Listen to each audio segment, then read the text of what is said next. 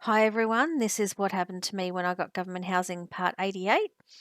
By the 21st of the 11th, 2017, the house opposite my backyard had been fully demolished, and I noticed that I could see directly across the street because the fence was so low, which of course meant that people could see directly into my backyard as well. So I took a photo from my backyard showing this. I think anyone on the footpath would have been able to see me easily if I was in my backyard, and I was fairly convinced that people could see into my windows if they wanted to as well. If someone was snooping on me, they could have used binoculars to look into my yard or my windows, which may sound far fetched, but if you look at all the other things that happened to me, I think it is possible that some people may have been able to do that, or actually did do that. This meant that I had to keep the blinds down from this day onwards until there was a high enough fence to give me some privacy. And that could take up to a year, depending on how long it took for them to build the next property. It was horrible to have my blinds down, and it made me feel even more closed in and trapped than I already did. Then on the 22nd of the 11th, 2017, I went to the doctor because of my medical condition, and I got a certificate to take that day off my work for the dole job.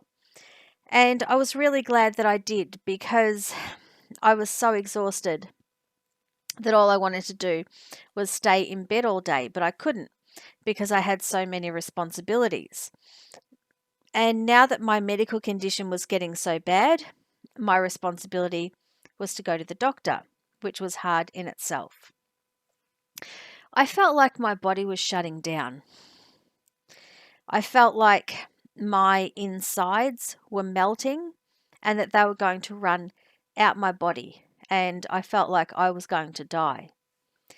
The doctor said I needed to go to a specialist to get a scan, but I went to the Salvation Army instead to get some food from their food bank. I wasn't ignoring the doctor's advice. I just wanted to get food because I was a parent and I needed to be careful how I spent my time because I was so tired and I could only do so much on one day. And this is the reality of being poor in Melbourne and the reality of what happened to me. I had emailed a current affair the day earlier, which is a current affairs program on Australian TV. And I said that I wanted to talk about what it was like to be poor and represent yourself in court, and what it was like to go through the justice system on your own. But I didn't get a reply from them. The housing officer emailed me to leave my side gate open so the cleaners could access my side yard to remove the rubbish. And I replied back to them and I said that I would leave the side gate open on that day.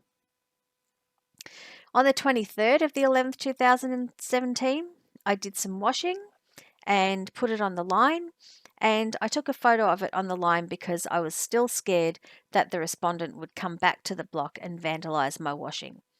The fact that I was taking photos of washing on my line was so absurd it disgusted me and made me feel sick. And sometimes I couldn't tell the difference between my physical illness and the disgust that I felt about what happened to me. I also felt disgusted about everything that I saw and the way I had to work so hard to defend myself.